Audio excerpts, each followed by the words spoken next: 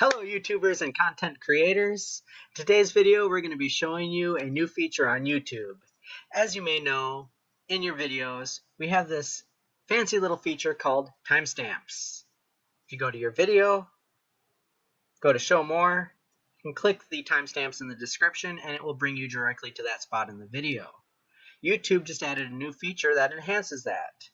So if you go into your YouTube studio and then go to your video settings, where it shows your timestamps, right on top of that, as long as you have 3 or more timestamps, type 0:00,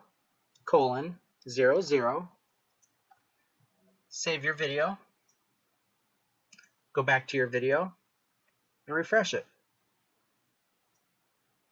You'll now notice when you scroll through your time bar, you have labeled chapters in your video.